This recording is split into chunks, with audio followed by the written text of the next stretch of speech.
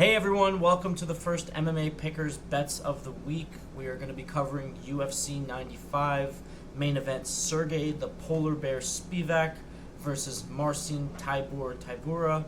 A lot of good fights on this card. It is a shorter card, only 10 fights on the card. What we're going to do is we're going to go over our official picks of the week, and then we're going to do the fight-by-fight breakdown. So first off, the official picks of the week. My lock of the week, my go-to of the week, my best value of the week is going to be the main event. I'm going to pick the Polar Bear, Sergey Spivac. Currently, he's sitting at a minus 170 on DraftKings. I think those are great odds. Obviously, these two guys have fought before. I know the first point that most people mention is Tybura did win the first fight. But listen, Sergey was only 25. Tybura was in his early 30s coming into his prime. Tybura is now 38. Sergey is 29. He's put on quite a bit of size. His conditioning has improved vastly. We've seen him execute some stellar ground game. He's taken out some absolute monsters in the division like Derek Lewis, Tai Tuivasa, really big, monstrous dudes. And his boxing's really come along well as well. We've seen his last couple performances. He's displayed some really good skills on the feet. So I think Sergey Spivac is a really, really good pick at minus 170 this week, especially on a card that's slim pickings, to say the least. My second pick is Carl Williams. He is a pressure wrestler. He really has a grindy style where he gets you down and he smothers you, and he's 3-0 in the UFC. I like him by decision. But as far as the money line picks, I think him at 205 is one of the best values on the card. Another pick I really like, and this one isn't necessarily a money line pick, is going to be Jamin Jackson versus Chepe Mariscal at over 2.5. That's at minus 125. Both of these guys are pretty durable. Damon Jackson's a very good wrestler. I do see there being a lot of ground exchanges. I think both of these guys are good enough not to get subbed. That being said, I think the over 2.5 is a very safe bet here, especially at minus 125. I really like those odds. Some great parlay pieces, and there are a lot of those this card because there are a lot of big favorites.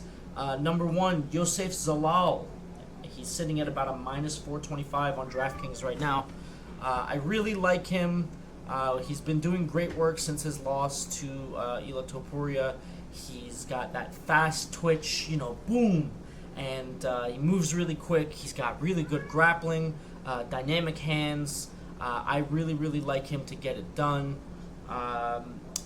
Danny Barlow.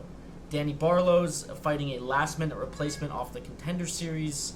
I like him. I think he's live for the knockout, but at minus 375 on DraftKings, the money line makes great sense as an excellent parlay piece. And the first fight of the night, Luciano versus Alan Carr, and we're going to go over that in a minute in the fight breakdowns. Alan Carr and Luciano, actually, this is a rematch. They originally fought on the Dana White Contender Series to a draw. Very grappling-heavy exchange. Luciano, obviously, a very dynamic striker. Alan Carr has great wrestling. And Alan Carr was actually winning that fight, gassed out a bit in the third, and we saw that fight go to a draw. So this is the much-anticipated rematch. Like I said, I am personally favoring Alan Carr in that matchup. I think if her cardio has improved at all, and if she can be a bit more forceful with the wrestling, she should be able to get it done. But I do think it's extremely, extremely likely that fight goes to decision. So I quite like the over 2.5. It's sitting at a minus 280 right now. Santos versus Chandler, over 2.5. Two very durable, tough chicks. Both have, more than a couple fights in the UFC. I think Chandler's 2-1 right now. Santos has obviously been around for a while. And one thing about Santos, she is looking absolutely shredded. If you see her recent pictures compared to her last 2 or 3 fights, she's sporting the six-pack. She's got the veins popping out of her arms. She looks lean, mean, and ready to go. That being said, she is going to be giving up a little bit of size to Chelsea Chandler. Chelsea Chandler's probably a bit better on the feet, and we know Yana Santos loves to wrestle against the wall. So I do see this fight going to decision as well. The over 2.5 is a safe bet. And then I'm going to butcher this pronunciation. Charalampos Gregorio. Please don't lambast me in the comments if I absolutely butchered that. I think he's live for the knockout as well. I don't think his opponent deserves to be in the UFC. He's pretty much gotten starched in both of his UFC fights and knocked out pretty quickly. And Gregorio does boast 6 first-round knockouts, so I do quite like that pick. In our long shot, I'll be taking him by knockout, but I think at minus 250. And granted, I don't like to bet against people. I prefer to bet on people, but this time I will be betting against his opponent, as Gregorio is relatively unproven in the UFC. But at minus 250, I do quite like him as a parlay piece. We'll go into some of our long shots now. Like I mentioned before, Carl Williams by decision at plus 150. His opponent is a kickboxer, does not have much of a striking acumen. We haven't seen Carl fail to get the takedowns yet. He's gotten them in every fight. He's been able to impose his will and his game plan. He's a very high-level wrestler. He has a very smothering style. I do think he'll be successful with that style in this fight, and I do think, due to both men's questionable gas tanks, this will very likely go to decision. Like I mentioned earlier, Gregorio by KO. His opponent has had 2 fights in the UFC. He's been knocked out twice. Gregorio has some mean leg kicks. He's got a mean right hand. He's big. He's physical. He's aggressive. I think at minus 110, he is absolutely live for the knockout. And Zalal by decision. Listen, the truth is Zalal is probably live for a submission or a decision. I would maybe put a double chance. And listen, with these wrestlers, you can never count out the ground and pound either. But I really do quite like the odds at minus 135. He has a smothering wrestling style as well when he's on the ground. He stays very active there. He advances his position. And his opponent's no slouch, though. He should be able to defend the submissions for the most part. And I could see him very likely logging a lot of top control time and winning a decision on the cards. And this is my long shot of the week for single picks. I'm going to take Damon Jackson by decision to beat Chepe. And granted, I get burned whether I bet on Damon Jackson or whether I bet against him. He's like Michael Johnson for me. Sometimes he's awesome when he shouldn't be, and sometimes he sucks when he shouldn't. But with his superior wrestling style, I think he is going to be able to put Chepe in some pretty bad spots. I think he will be able to outwork Chepe on the ground, although we do know Chepe's very good with the scrambles. I just think Damon Jackson will be a step ahead on the ground, and if he does manage to get the fight there, I think he's live for a decision. I really like those odds at plus 450. I will be hammering that. Let's go through some parlays, and then we'll get into the fight-by-fight breakdowns. I like Zalal and Spivac, both money line. That's going to pay out pretty much even money. I have it at minus 104 right now. I like Gregorio, Williams, Barlow, Zalal, and Luciano versus Toledo to go over 2.5. That is currently paying out plus 340. I do like all of those picks individually quite a bit. I think the money lines make them very safe. Spivac plus Williams plus Gregorio is paying out plus 227. And let me give you my dumb blank parlay of the week. Don't tail this, it's ridiculous. But that being said, tail it. Spivac money line, Williams by decision, Gregorio by KO, Zalal by money line. That will pay out a plus 836. So if you like those picks, go ahead and tail that. I'm not saying it's likely to hit, but I do think 8-1 is a great price for that bet. And with that being said, we'll go ahead and get into the fight-by-fight breakdowns. All right, taking a look at the first fight of the prelims, we have Stephanie Luciano versus Toledo Alencar. And like we mentioned before, this is actually a rematch. They fought to a draw on the Dana White Contender Series, as you can see on their records, 5-1-1, 5-0-1, and we can do a little deep dive here. Both of these women hail from Brazil.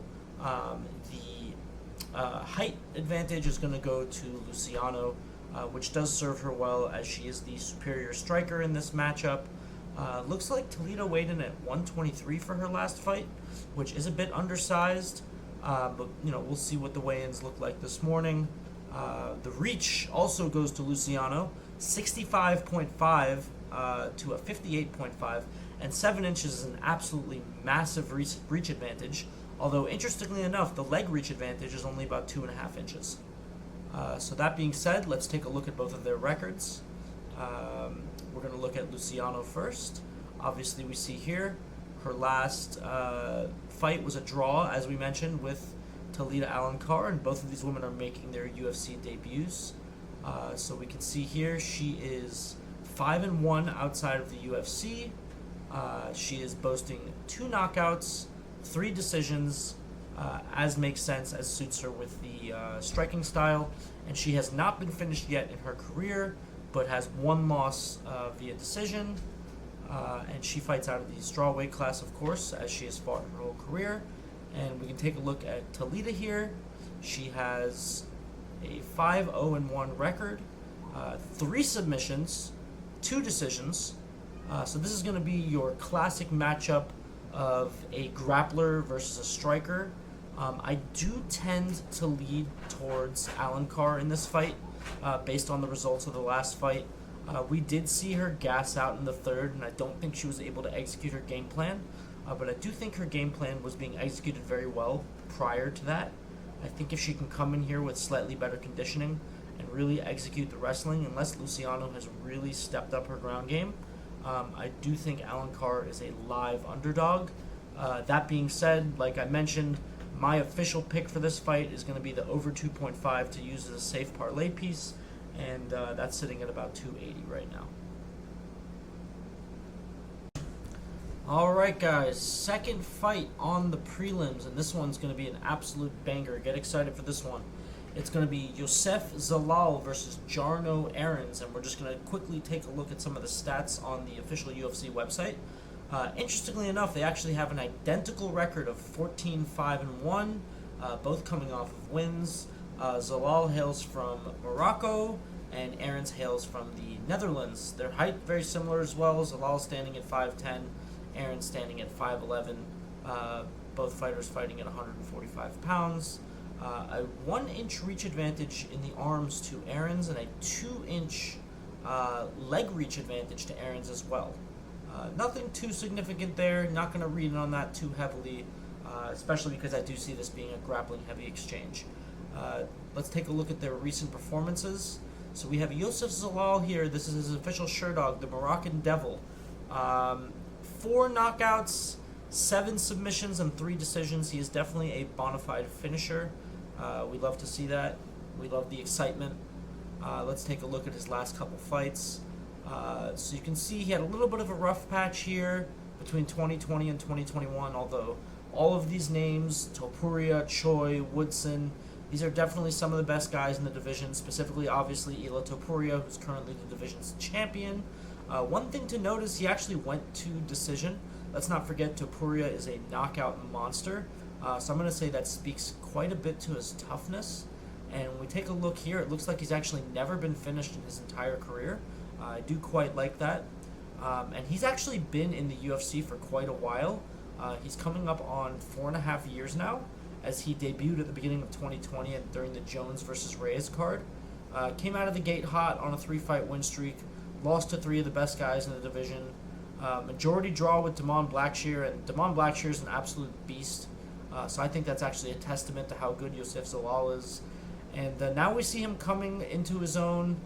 He's on not just a 4-fight win streak, but a 4-fight finish streak, as he gets his second shot in the UFC. Coming back into the UFC and fighting Billy Quarantillo right off the bat. Billy Quarantillo is a serious prospect at this weight class, serious talent. And not only fighting him right off the bat, but finishing him via rear naked choke. That was extremely impressive for me. I am extremely high on Yosef Zalal. I think his ground game is top level. His submission game has really come a long way since his UFC debut. And, we see an older, more mature 27-year-old Zalal that's really coming into his own. Let's take a look at Jarno Aarons' Sherdog. He is 29, so the age is pretty similar there. Again, 14-5. 8 finishes, 6 decisions, so he also has majority finishes in his career. And he has only been finished once by submission in his career, and we'll take a look at some of his recent performances. So he only has 3 fights in the UFC right now. He has 2 losses, one to Choi, who Zalal also lost to a couple years ago. One to William Gomez. Definitely not super impressed with his performance in that match. I did think it should have been a unanimous decision, but he lost nonetheless. And a decision over Stephen Nguyen. So he has yet to have any finishes in the UFC. He's 1-2 in the UFC. And honestly, even his record outside of the UFC, like, yeah, he has some good win streaks here, but it's spotted with losses. He's definitely on the bottom echelon of the weight class. I do think this will be easy pickings for Yosef Zalal. I do like Zalal double chance by submission or decision. I do like the odds on him by decision as well. Or if you're going to take him money line, I believe it's sitting at about a minus 425 right now. I would highly recommend that as a parlay piece. But I do think Zalal, again, is live for a submission. So, all those bets are good value. Can't really go wrong with any of them. Or take more than one of them. Okay, next fight up on the prelims, and I am really excited for this one. It's going to be Jonata Diniz, who's a prospect out of Dana White's Contender Series, who's currently 1-0 in the UFC over Austin Lane, versus Carl Williams, a strong pressure wrestler. He's 10-1 in his career, coming off 3 straight unanimous decision wins in the UFC. And let's take a look at their physical stats. So first off, Diniz is undefeated with a 7-0 record. He does only have 1 fight in the UFC though, so I'm not reading into that too heavily. Carl Williams, 10-1. He did have 1 submission loss very early in his career, but since then has been steadily undefeated. Both guys obviously coming off of wins, that being given. Diniz hailing from Brazil, Williams hailing from the United States, USA, baby. Very close in height here. Diniz standing at 6'4", Williams measuring in at 6'3". One thing that Diniz does have the advantage in, Williams is going to be giving up about 15-20 pounds in there. These are the weigh-in numbers from their last fight. Diniz looked pretty big on the scales. Williams coming in around the same size. Although Diniz is coming in bigger, I do think Williams is the better conditioned fighter, although both of these guys definitely have questionable gas tanks. The reach is extremely similar, 79.5 for Diniz, 79 for Williams. And Williams actually has a 2-inch advantage, 2.5-inch advantage in the leg reach. So I'm not quite sure how that works out with him being the shorter fighter. But hey, stranger things have definitely happened. You can see here the live odds. And now let's take a look at both of these guys' records and their stats. So you have Carl Williams over here. He has 3 KOs, most of them coming via ground and pound, as he does have questionable striking. 7 decision wins, that is definitely his go-to. Smothering wrestling, just keeping you on the ground for 3 rounds, logging top control time, little pitter-patter ground and pound. And we do see, as I mentioned before, he has that 1 submission loss from early in his career. We can take a look. He hasn't had the highest level opponents in the UFC. He has the win over Brzezinski. He has the win over Chase Sherman, and that's Chase Sherman, so enough said there. And I would say probably the highest level win he has in the UFC is Justin Tafa, who is very good on the feet, but not necessarily known for his grappling. But listen, it's not much better on the Diniz side. He beat Eduardo Neves in the Dana White's Contender Series to earn his shot. He did get a nice KO there, and he did KO Austin Lane. I have strong opinions about Austin Lane. Obviously, respect to anybody who walks into that cage, but I really just look at him as a smaller version of Greg Hardy, just a big, athletic beast of a man, but not necessarily the most skilled or the most technical. And at the highest level, that absence of skill really does choose to rear its ugly head. We saw how the latter half of Greg Hardy's UFC career went. And right now, Austin Lane is providing what seems to be a carbon copy of that. Let's take a look at Austin Lane here. I'm pretty sure he's coming off a few losses. So yeah, he used to be a football player.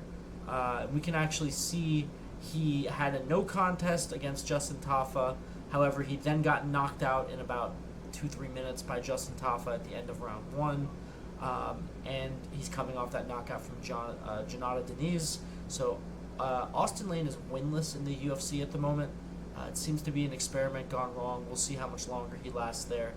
But I'm not going to give Diniz too much credit for knocking out Austin Lane. That being said, I do see Denise's path to victory being Carl Williams' questionable hands.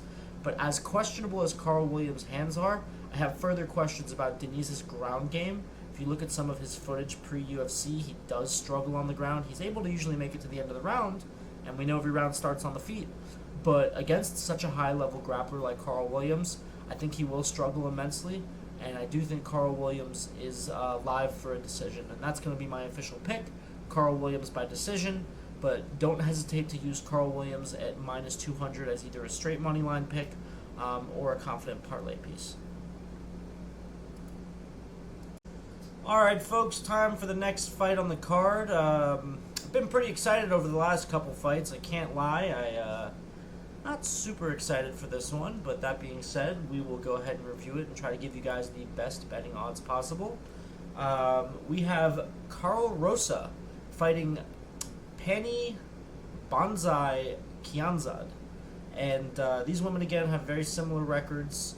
17-6 for Carl Rosa, 17-8 for Banzai. Both coming off of losses. We've seen both of these women struggle with the upper third of the division, I would say, and have relative success outside of that. Rosa specifically, I believe, has fought slightly higher level competition. She does boast a win over Yana Santos, who's actually on the main card of this event. Pani is coming out of Iran. Rosa is coming out of Brazil. Rosa is giving up 2 inches of height. She's 5'5", whereas Banzai is 5'7". And both women obviously weighing in around 135 pounds. The reach is very similar as well. Rosa's giving up about half an inch, and she's giving up 3 inches of leg reach. Let's take a look at their records and stats. Little spoiler for you, both of these women are absolute decision machines. So my official pick for this, even though the odds are terrible on it, is going to be the over 2.5. And if you want to get a little bit frisky, I would say it's not even worth betting Rosa on the money line since the chances of a finish are so low. Just go ahead and bet her on the decision. That being said, let's take a look. So Rosa fights out of Blackout Fighting Team. She's 29 right now, so in her physical prime. Hey, buddy. And 4 KOs, 2 submissions, 11 decisions. Most of those finishes come earlier in her career. She has 6 losses, 2 by submission, 4 by decision. And we can take a look here at some of her recent performances. She did drop a decision to Irene Aldana of December of last year. No shame in that. Irene Aldana is towards the top of the division. Like I mentioned, she did win a decision over Yana Santos. That's probably her highest level win in the UFC. And then you can see here, scattered with wins and losses, a loss to Sarah McMahon, lost to Norma Dumont, win to Lena Landsberg, which I believe actually both fighters boast a win over Lena Landsberg. Win over Jocelyn Edwards, I can see here, who's a pretty decent striker. And she was on a pretty nice win streak here at the beginning of her UFC career. So you can see she started off with a 4-fight win streak, and since then has been 2-3. Although again, Norma Dumont, Sarah McMahon, and Irene Aldana are all very decent ranked fighters. So no shame in that. I do think she has a pretty decent resume here. And let's take a look at Banzai Pani Kianzad. And she is 16-8. 32 years of age, 3 KOs, 13 decisions. Like I said, both of these women are decision machines, and she has been knocked out once, submitted 3 times, and has dropped 4 decisions. Her most 2 recent losses are Caitlin Vieira and Macy Chiasson.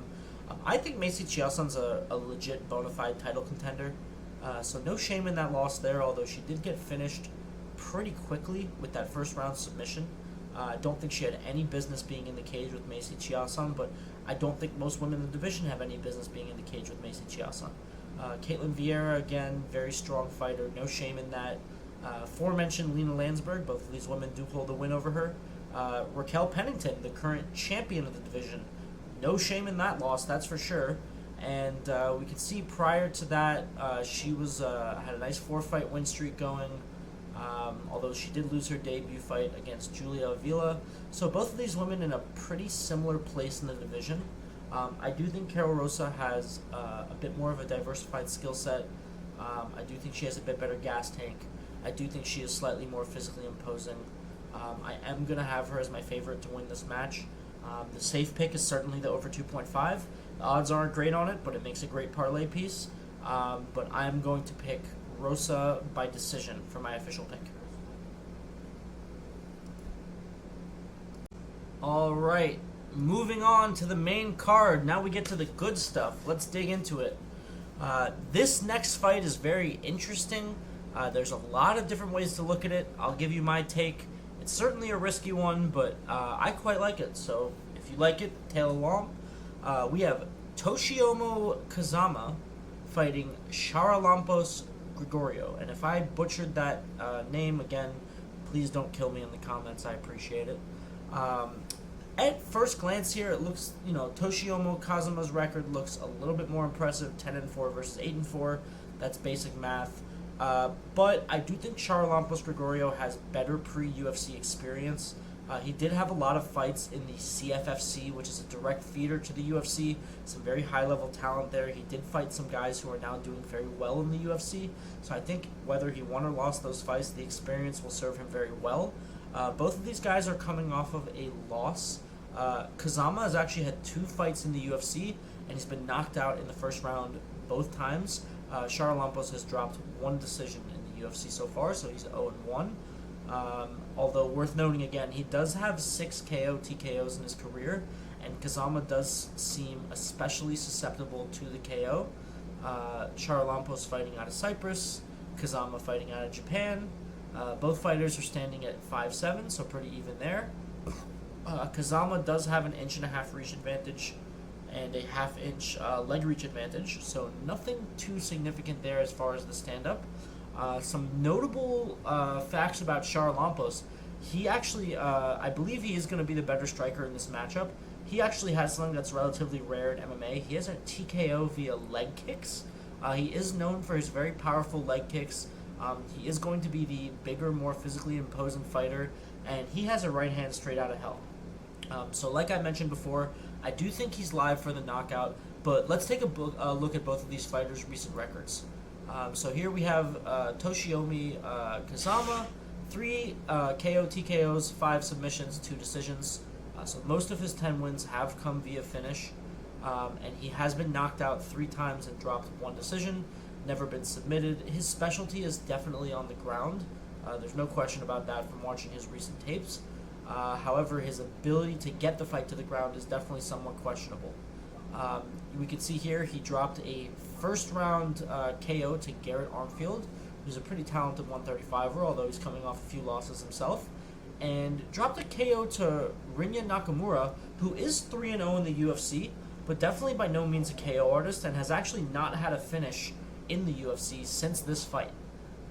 He did get a decision win on the road to UFC Singapore, and his record before that is pretty clean. He dropped his debut in Pancrase, went on a pretty nice win streak in Pancrase. I'm not familiar with Deep, never heard of that. Sometimes with these smaller promotions, you can't count the wins too highly. If you're the best fighter in Alaska, it doesn't really mean much as far as your caliber as a UFC fighter.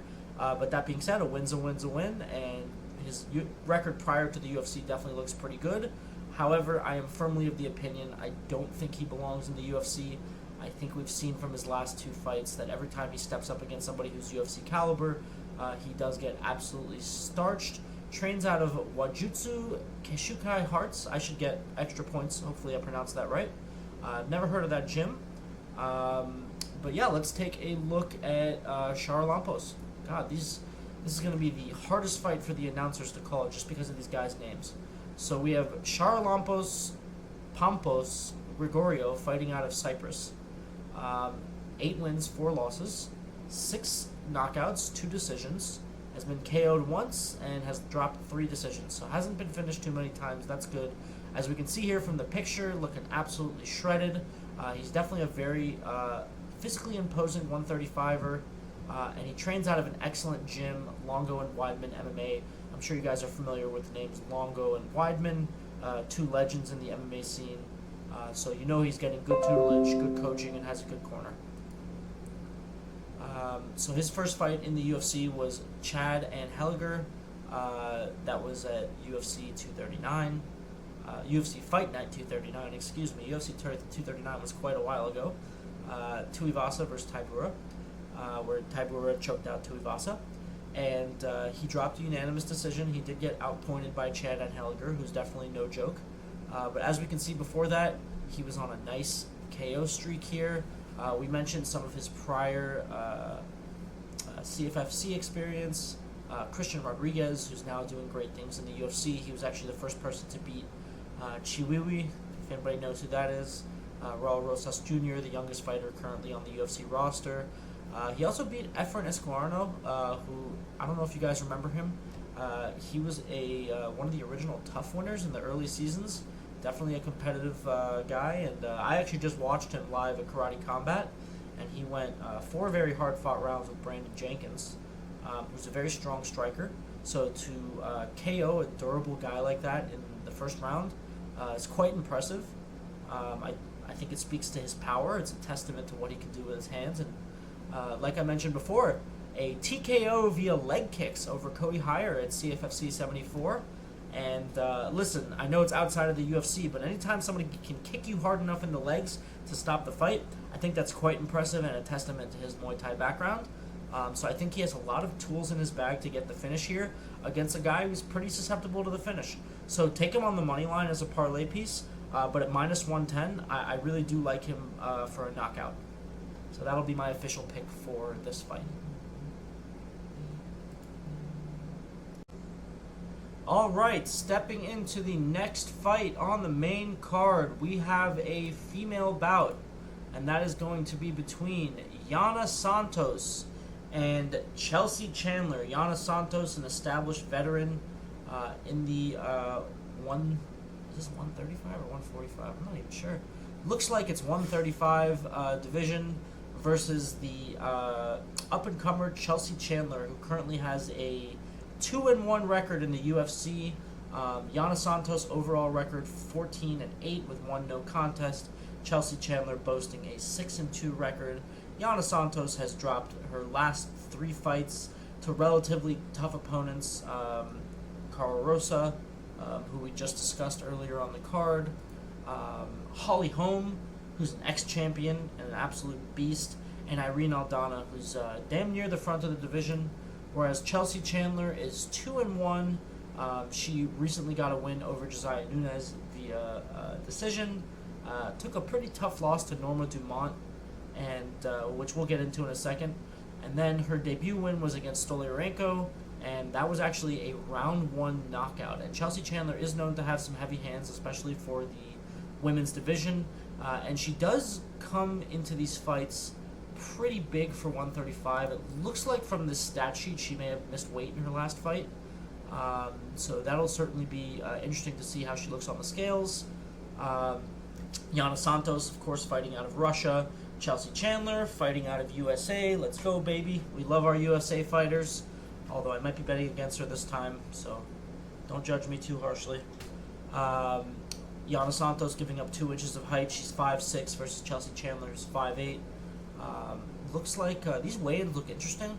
I'm not sure if Santos had a featherweight fight her last fight. I'll have to check on that. But for some reason, her weight is clocked in at 144 pounds. It does look like from this that Chelsea Chandler missed weight her last fight. Looks like she clocked in at 137, whereas the limit would be 136. The reach is almost identical, with a half-inch advantage going to Yana Santos, and the leg reach is exactly identical at 40 inches apiece.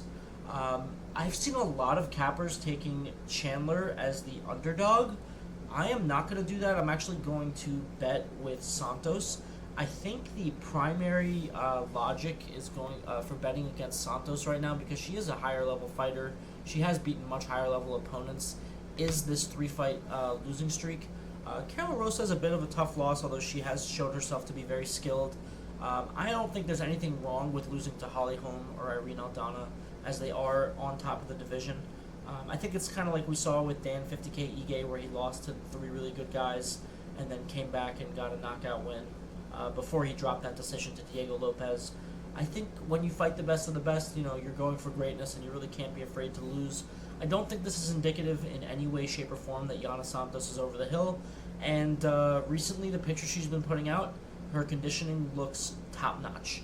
Although I do have to disclose, I am a bit biased against Chelsea Chandler. Although she is 2-1 in the UFC, I just have this image burned into my brain in the Norma Dumont fight of her turning around, turning her back to Norma Dumont, and running away. I have never seen that in a UFC fight. I have never seen that in an MMA fight. I have never seen that at sparring in my local gym. And that image is just burned into my brain. It was not a good look for Chelsea Chandler. She did come back to get the win over Josiane Nunes. So definitely take that with a grain of salt. But I think Yana Santos just has that dog in her, and I question if Chelsea Chandler has that dog in her as well. I think if we see full form Yana Santos coming back with the strong conditioning, with a good game plan, she will have the skill advantage and the experience advantage over Chelsea Chandler. She's sitting at a minus 148. That being said, I do think this fight could easily go either way. And the safe pick here is an over 2.5. As both of these women tend to crank out decisions. We see Chelsea Chandler here actually has half finishes, half decisions, but it's going to be majority decisions in the UFC. Once women get to the UFC, the talent pool is a lot deeper, so there are less mismatches. Sometimes in smaller promotions, the talent pool for women is much smaller than the talent pool for men, so you end up with some pretty big mismatches, which leads to some pretty fast finishes. I think like maybe Dudakova in PFL is a good example, or Harrison in PFL. And Yana Santos, on the other hand, also has a lot of decisions. She boasts 7 KOs, 1 submission, 6 decisions. But if you look at her UFC accolades, it's going to be decision, decision, decision, decision, decision, decision, majority decisions. You see a couple of TKO losses in there. But it's really majority decisions. She does like to wrestle up against the cage. She does like to grapple quite a bit. You know how these Russians are. I do think this one is very live for the over 2.5. I also think both of these women are extremely durable when they will be trading hands, even though I would say the heavier hands would have to be Chandler from what I've seen. And yeah, I think the over 2.5 is a safe bet. But if you want to get a little risky, risk it for the biscuit. I like Santos or Santos by decision. Although Santos by decision does not heavily affect the money line, so you might just be better off betting Santos. Continuing on the main card here, we have Chris Gutierrez versus Quan Le. And this is going to be a good competitive fight. Quan Le making his UFC debut after 5 straight wins in the extremely competitive LFA, which is another promotion that's a feeder to the UFC, versus Chris Gutierrez, who's obviously an established UFC veteran at this point. According to Tapology, he's number 17 worldwide as far as bantamweights. So, he is a ranked quality fighter. Quan Le is undefeated in his career. Gutierrez boasts a 25-2 record, which is obviously very impressive. And we can take a look at the physical attributes here. Very close in age. Gutierrez coming in at 33, Le coming in at 32. Both fighters weighed in 136 for their last competition. Gutierrez will have a 3-inch height advantage, but will be giving up 3 inches in reach. And while Le doesn't even have a gym registered on here, Gutierrez trains out of Factory X Muay Thai, which would probably explain that beautiful flying knee against Frankie Edgar.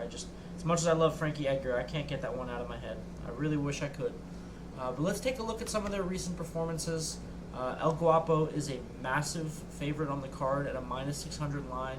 I don't love it, to be honest. It can be a parlay piece, but even for a parlay piece, it's a pretty high buy-in. We can see here his last fight, he did drop to Song Yadong. No shame in that. That is one of the best guys in the world. He also dropped one to Pedro Munoz 3 fights ago. Again, one of the top 10 guys in the world.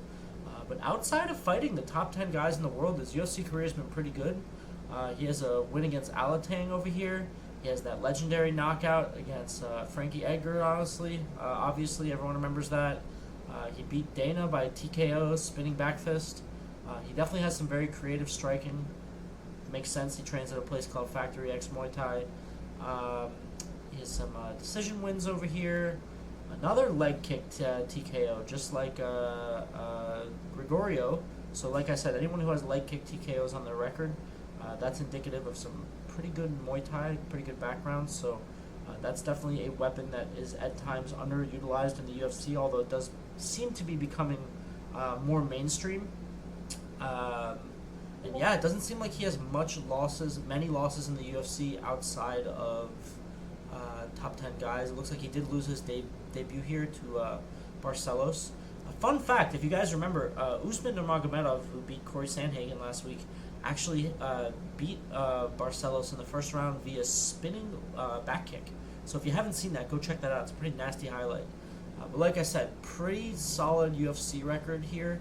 I think rocking with Chris Gutierrez is a good decision. His style tends to be a bit more safe.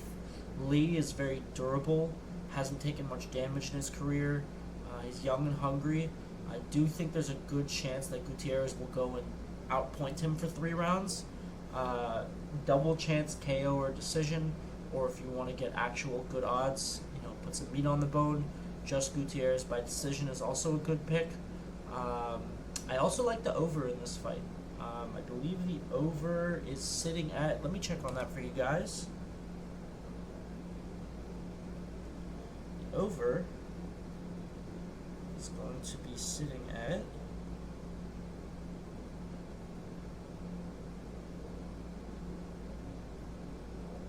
not the best internet here. My apologies. Yeah, the over 2.5 is sitting at a minus 180 right now. So that could definitely be something to consider. If you do have that over, though, and you think Gutierrez is going to win, Gutierrez by decision sitting at minus 135, and Gutierrez by KO is sitting at plus 200. So those are all decent value propositions. I would not recommend the moneyline bet even as a parlay piece, as it's sitting at minus 600. But hey, you do you. All right, folks, banger alert for the next fight. We got a banger alert. Danny Barlow, left hand to God, versus Nikolai Veretennikov, who has not had his first UFC fight yet. This will be his UFC debut. He did lose to Michael Morales, who's obviously a fantastic prospect on Dana White's Contender Series, and he is being brought in as a short notice replacement here. Won 4 out of his last 5. Been doing very good since his opportunity on Dana White Contender Series, and he will come in here to fight Danny Barlow on short notice. Oh boy, this is going to be a crazy fight. These welterweights are going to have an absolute war. Danny Barlow has displayed excellent hands, crazy knockout power. I don't know if you guys caught his last fight against Josh Quinlan. He put him out real quick with force. And Josh Quinlan's no joke. He's very durable and a good striker in his own right. And I really think Danny Barlow is coming into his own. I really see him going far in the UFC. Let's take a look at the physical attributes over here. Danny Barlow coming in at 29 years old, right in his physical prime. Nikolai coming in at 34 years old. Both of them weighed in pretty close to 170 for their last fight. Barlow is going to have a 1-inch height advantage, but more significantly, he's going to have a 5-inch reach advantage. And already being the superior striker, I think this is going to play a big part in this matchup. Nikolai can get a little bit crazy with his striking sometimes, get a little bit aggressive and leave a lot of holes, whereas Barlow is a sniper. So I do think Barlow's going to damage him with some outside strikes. He's going to do a good job staying out of the range of Nikolai, and I do see him catching him eventually with those big, powerful hands and putting him out. But that being said, let's take a look at their recent performances, and then I'll look up the odds for this for you guys. So as we can see here, Nikolai's last 3 fights, United Fight League, he has 3 finishes, all in under 3 rounds. As I mentioned, he did lose on the Dana White Contender Series match against Michael Morales. Definitely no shame in that. Michael Morales is an absolute killer. He did have a pretty good win. I did watch this fight, Anthony Ivy on Fury FC, just before this video. He did hit a beautiful knee right up the middle and then finished him off with punches. That was a great stoppage. He's got some wins in the LFA here. The LFA is obviously very competitive for up-and-comers. It's a direct feeder to the UFC. And it seemed like most of his losses here are at the beginning part of his career. Prior to that Michael Morales loss, his last loss is coming in 2014. So I'm just going to ignore those. I'm not going to think anything of them. I'm going to judge him based on his last 5 fights. His last 5 fights have been very impressive. That being said, I don't think he has fought the caliber of fighter that Danny Barlow has been fighting, and I just don't think he has the physical gifts that Danny Barlow has, especially in the ham hockers. Let's take a look at Danny Barlow's recent performances. Again, like I mentioned before, that knockout of Josh Quinlan at the beginning of the 3rd round absolutely smashed him. Josh Quinlan's an extremely durable guy, a great striker in his own right. So that was definitely very impressive for me. His 1st round knockout in Dana White's Contender Series, again, played the outside, baited the guy. The guy got a little bit too aggressive, left an opening, and just got sniped. Absolutely sniped. He's got a lot of wins in the CFFC. Like we spoke about, that's a very competitive league outside of the UFC. And I'm not too familiar with these other leagues, but I will speak on what I've seen so far of him in his last 3 fights. I do think he has very, very gifted hands. He has that gift of power. You either have it or you don't.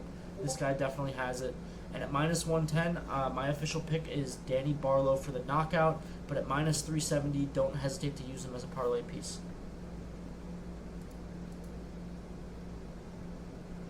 All right, we're chugging on through the card and on to our co-main event here.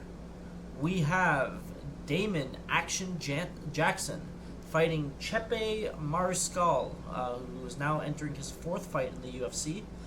Damon Jackson has an overall record of 23-6-1. Chepe 16-6-0. Both fighters fighting out of the United States. Damon Jackson will have a 4-inch height advantage, a 2-inch reach advantage, and a 3.5-inch leg reach advantage, although I don't know how much that'll come into play, as I do see a good chunk of this fight playing out on the feet. One thing that people don't realize about Damon Jackson necessarily is this is actually his 2nd run in the UFC. I've heard a lot of cappers citing that he's 6-4-1. I don't really care about what happened during his 1st run in the UFC. I know he went winless during his first 3 fights, with a draw, a no contest, and a loss. His recent UFC run has been a lot more successful. Yes, he did drop a fight to Ila Topuria, no shame there. He did drop a fight to Dan Ige, again, 50K Ige is an absolute killer, no shame there. And Billy Quarantillo, who's one of the better prospects at the weight class, but I think he's had extremely impressive performances, especially in the wrestling exchanges, against guys like Alexander Hernandez, Pat Sabatini, who's an extremely strong grappler in his own right, Charles Rosa, Kamala Kirk, Dan Argueta, who's had a pretty good UFC run himself. And he's just been overall a strong presence in the UFC. He's displayed extremely technical grappling, very strong wrestling, and you can see here out of his 23 wins, 15 out of 23 wins come via submission. That is not a very common statistic. This guy is an extremely, extremely strong grappler. He does have crafty striking on the feet. It's a little bit more Aljo-like. It's very Funk Master-esque. He's very unpredictable on the feet. But that being said,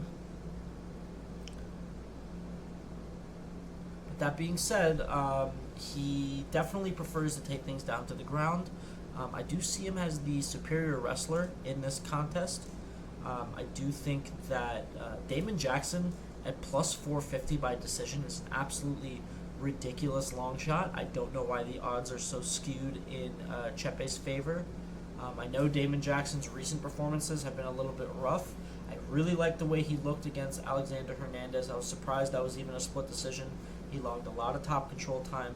And again, I'm not going to fault him for getting KO'd by Dan Ige. That's 50k Ige. We saw what he just did against one of the best in the division against Diego Lopez. And I'm not going to fault him for a loss to a top prospect like Billy Quarantillo either.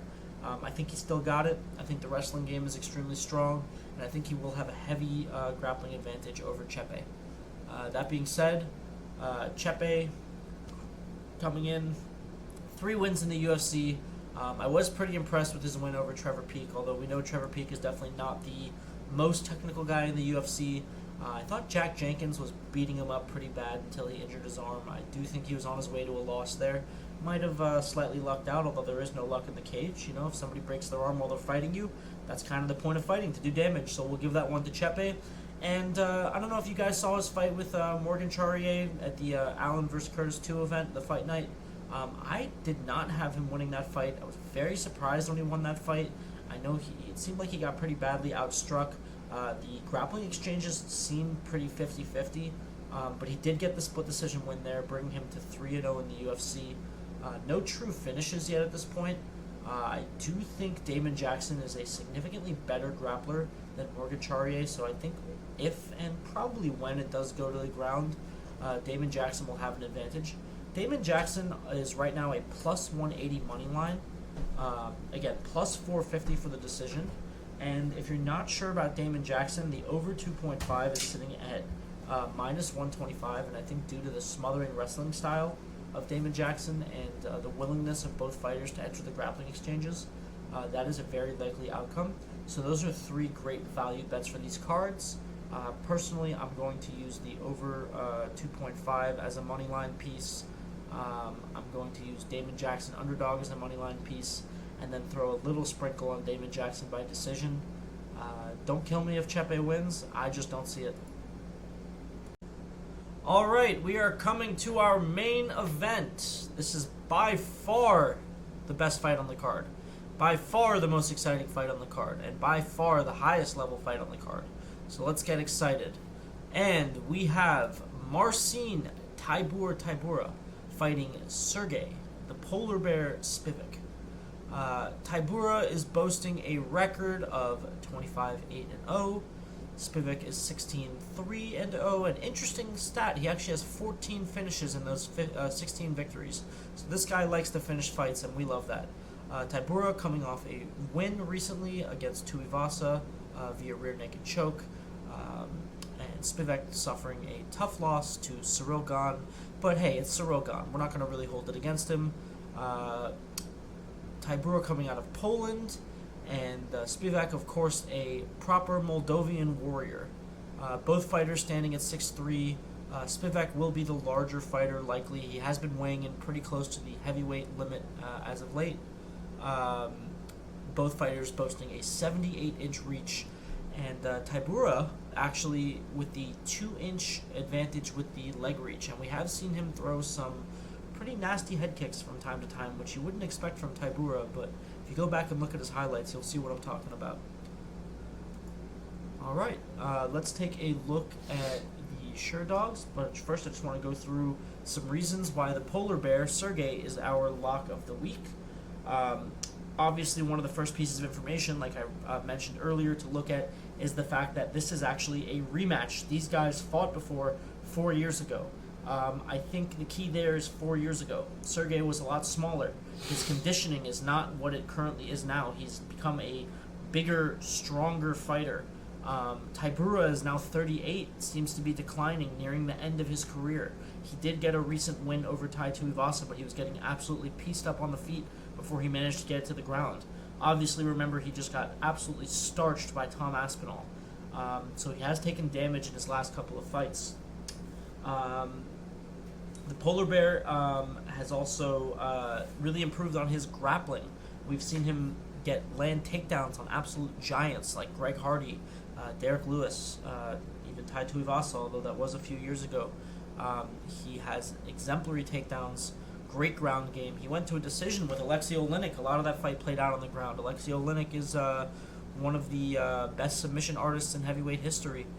We know he likes that scarf choke. I think that's how he finished his last fight in the UFC, if I remember correctly.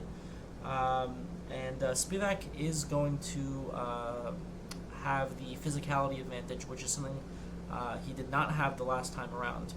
Tybura will probably be at a disadvantage on the feet this time around, and when he's at a disadvantage on the feet, he likes to default to the wrestling. He will not be able to default to the wrestling in this fight against Spivac because I think Spivac will have the advantage everywhere. That being said, at minus 170, hammer that home. Hammer that line at 170. This is my most confident pick of the week. Let's take a look at Sergey's recent fights. Coming off of a loss to Tom Aspinall, which, come on, it's a loss to Tom Aspinall. He went on a 3-fight win streak. He TKO'd Greg Hardy. Greg Hardy's a big boy, top-level athlete, one of the best athletes on the planet. Obviously very violent for a number of reasons. Even though not necessarily the most skilled guy, I'm going to say that's still an impressive win. Augusto Sakai, a knockout artist in his own right, a staple of the top 10 of the heavyweight division for years, TKO'd him in the second round. And then Derek Lewis, of course, first round arm triangle. We've seen Derek Lewis defy the laws of jiu-jitsu and gravity. When we see people yell, "just stand up," we usually laugh, unless it's Derek Lewis. The fact that Derek Lewis couldn't just stand up, as crazy as that sounds, I'm going to say that's a testament to how good Sergey is at grappling and the size and strength that Sergey has added to his game. We know Derek Lewis cuts to make heavyweight, and to get tossed around by Sergey is really shows how strong his takedown game is. So I think his last 5 performances, he obviously lost to 2 championship contenders, 2 of the best guys in the division. But if you're not a championship contender or you're not one of the best guys in the division, I think you are at risk to get eaten by the polar bear.